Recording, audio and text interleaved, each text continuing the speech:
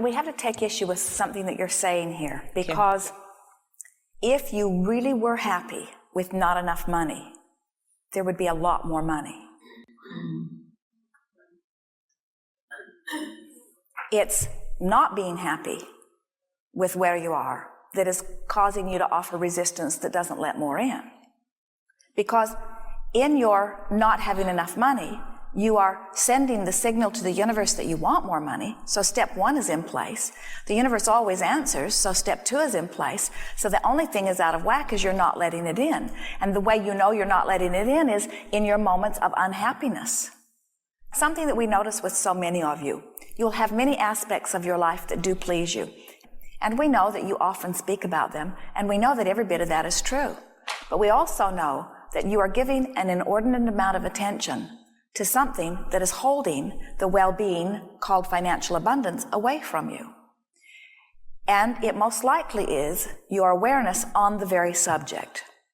In other words, it's possible to be worried about a handful of things that don't have anything to do with money and still hold money away. Just like you don't have to be worried about your physical health in order to diminish your health.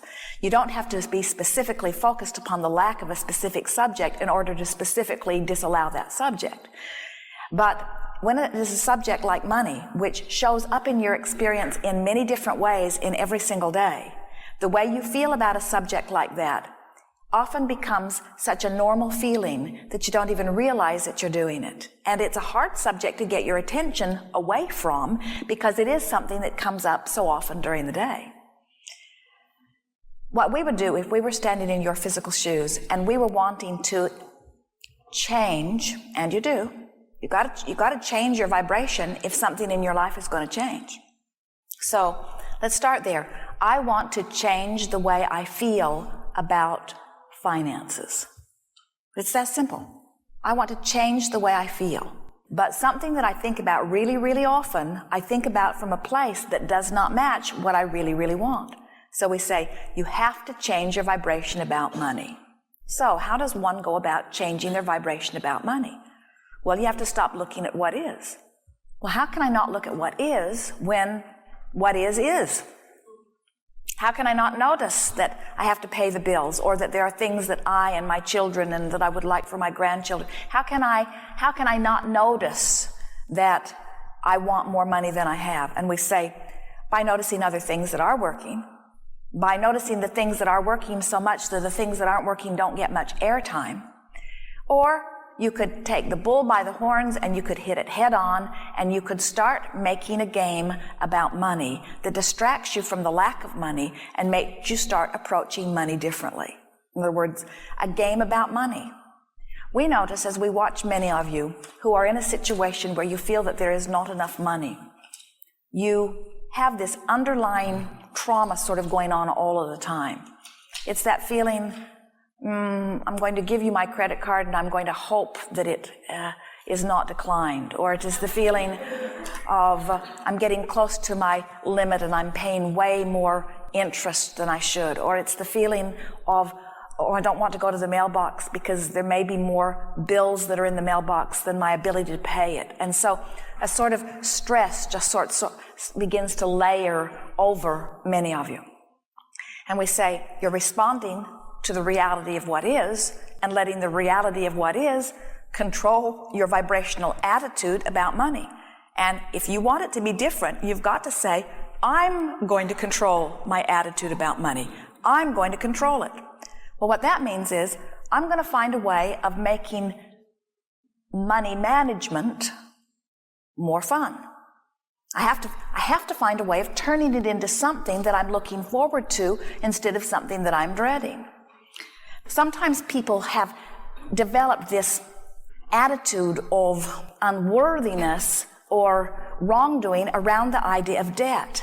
And we want to say to you that debt is not a bad thing. Your economy counts on debt. If your debt were to be removed, your economy would collapse. In other words, debt is not a bad thing. Debt is an indicator of someone's belief in your ability to pay. In other words, there are all kinds of good energies that flow around the idea of debt. Don't beat up on yourself relative to debt. And as you begin to relax, little by little by little, you will release the resistance that has been the only thing that has been keeping the steady stream, even avalanching of dollars into your experience. You cannot justify the dollars that flow through action. You can't do it. Not possible to do it. Look around at millionaires and billionaires who are earning incredible dollars against the time that they live, even. You cannot equate the dollars that you are receiving with any action that you are offering. We know that when you work somewhere and you get this much per hour, that it feels that way. But it is not that way. That's just one avenue through which dollars flow. The universe knows that you want dollars. The universe believes you should have dollars. The universe wants your well-being to flow to you in all ways and has endless things lined up to accommodate you. You've just kind of find a way to loosen up your resistance so that it can begin to come in. The stories we hear from people about the places that dollars begin to flow, it is beyond description. Don't try to figure out where the dollars are coming from. Just get yourself in a vibrational place that you can receive them from wherever they come. The thing that we're wanting you to begin to feel is your game. Yes. It's the game. This is the game. Universe, I'm playing this game, and I'm good at games, and I'm joyful at games, and I know you want to play with me. And as you start optimistically looking for the way that it's coming, all kinds of things begin to happen suddenly. And don't let this worry you, because it will feel really good when it happens. The impulse to play the game becomes stronger than the impulse to buy one more thing to fill the void. And so the game becomes so empowered by the universal forces that assist you. And before you know it, you get this rhythm rolling. And before you know it, you will say, we've heard it from everyone who has played this game. Everyone who has played this game has received strong financial improvement. And more than half have become debt-free within months. The universe has hundreds of avenues lined up for you that most of you are vibrationally blind to because you're worried about money. So as you get freer about money, you're in a place where you rendezvous with more, you see more. The coupon that came, or the parking meter that already had money in it, or the money you found in a place you didn't know, or the bonus that someone gave you, or the reward that you earn, or the impulse even to buy a lottery ticket and the payoff from it. In other words, all kinds of impulses and inclinations begin coming. The telephone rings, you inherit something that you didn't know about. You get increased pay, there's something added to your paycheck that you were not expecting.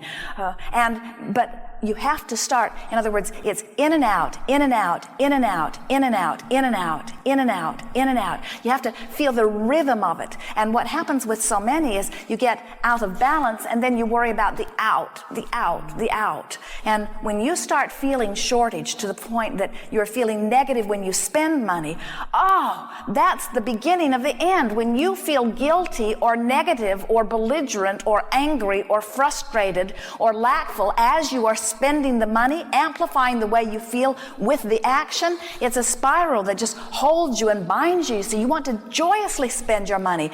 Don't spend it unless you can spend it joyfully, and spend it joyfully.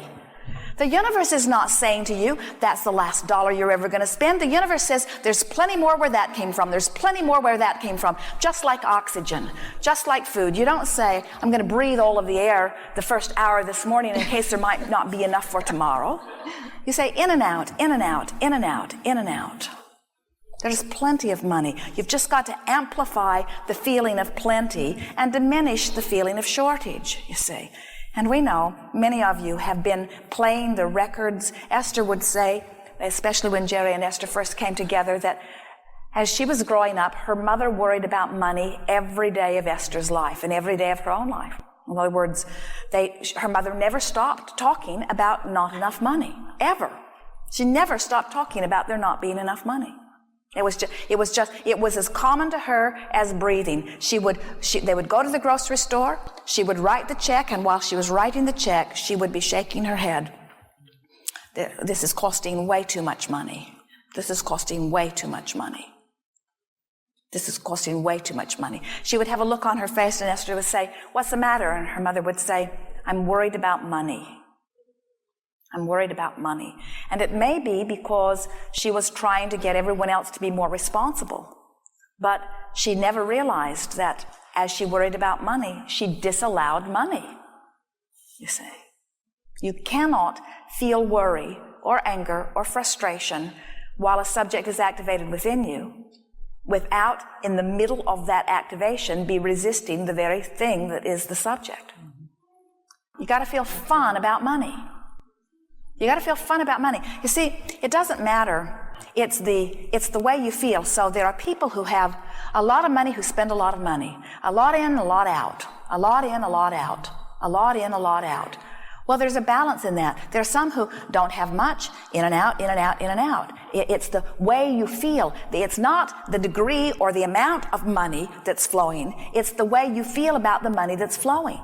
And so that's why you could be a bargain hunter and be in perfect balance with well-being, because the bargains are so satisfying to you, and as you find a bargain, it feels just right. You're in alignment. In other words, you could be a spendthrift and be in perfect alignment with well-being. There's no right or wrong in the amount you spend or in the action of the spending or not spending. It's the way you feel. There are those who don't spend because of their feeling of shortage and they shut it down. There are those that spend from their feeling of frustration and they shut it down. It's whatever you're doing, and to whatever degree you're spending, you must do it with joy. In other words, you must have no reservation. When you write that great big tip on the sheet at the restaurant, mean it. In other words, write it and mean it and give it in joy, or don't do it.